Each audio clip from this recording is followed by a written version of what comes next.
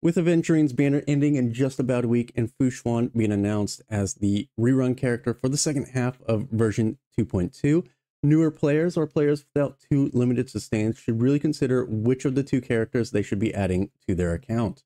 Both are considered S+ tier as sustaining units, and they go about their role in different ways. Aventurine is more focused on shields, while Xuan is focused on damage reduction and redirection. So we're going to be using the Echo of War Scaricabas as a showcase on how Aventurine and Xuan fulfill their different roles using a team that is geared more towards them. The characters they're paired with are going to have your average performing gear, while the character showcase in question are going to be at E0 and S1. With the nature of Aventurine's shields, he's going to be playing very SP positive. Due to his shield constantly being refreshed with his follow-up attacks and his ultimate, your team is always going to be shielded. There's going to be very few instances where you will find yourself needing to use his skill to reapply his shields or strengthen his shields. The only way I see this really happening is if you choose to run Aventurine in a team without follow-up characters so that he is triggering his own follow-ups a little less. Now, Aventurine, he's going to work best with a follow-up team. Any character that has follow-ups into their kit is going to give him extra tokens to trigger his own follow-up attacks much faster. That's going to allow him to reapply his shields more, allow him to gain energy faster, to use his ultimate more, and apply his debuff on his ultimate more, refresh his shields more. So his maximum potential is going to be on follow-up teams. Dr. Ratio is a good partner for Aventurine.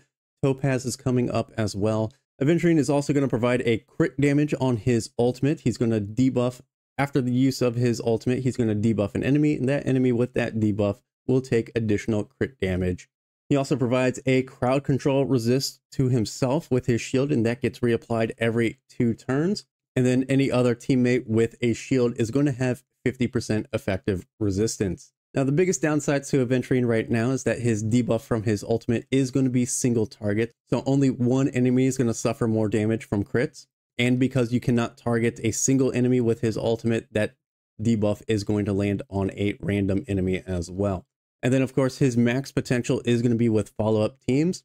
So if you do not run him with any follow-up attackers, just know that his performance is going to be a little less than if you did run him with follow-up attackers. But that performance is not going to make him not worth using without follow-up attackers. He's still going to be very strong either way. You just might find yourself needing to use his skill a little more. Now, Xuan, as a preservation unit, she protects your team in a unique way. She neither uses shields or provides massive healing, but rather she reduces the damage of your entire team by a significant amount, and that reduced damage is redirected onto her. So Xuan will be taking the bulk of the punishment in fights, but she does come with her own self-healing mechanic. Whenever she dips below 50%, she will self-heal basically back up to 100% HP. And then her ultimate also provides a small team-wide heal to help replenish the chip damage that they've been sustaining over time.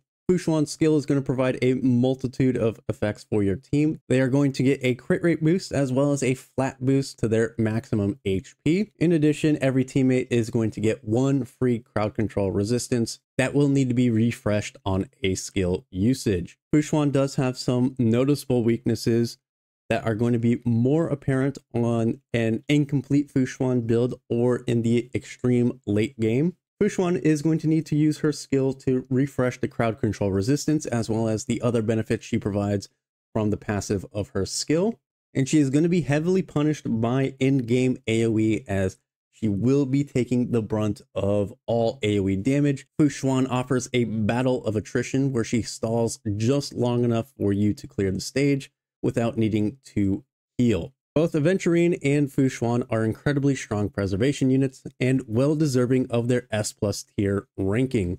You cannot go wrong picking one over the other, and it's going to largely depend on your own personal preference to the character. Neither character is going to leave their throne anytime soon, so it's a matter of, do you want a top tier preservation character right now in this patch, or do you want one later in next patch? Are you planning to use follow-up characters? Do you need the extra crit rate boost for your DPS? Do you have loads of defense % stat gear? Do you have loads of HP % stat gear? Aventurine will be back in about maybe 4 to 6 months, while Fu Xuan, after her rerun, we will not know when her third appearance will be. So there is that uncertainty for when Fu Xuan will be rerun for the second time. At the end of the day, either character is going to be a great addition to your account and allow you to push further into the game. Let me know down below who you plan to pull. How have your Aventurine pulls gone, or are you saving up for Fu Xuan? Don't forget to like the video and subscribe to the channel, and I'll see you for the next video.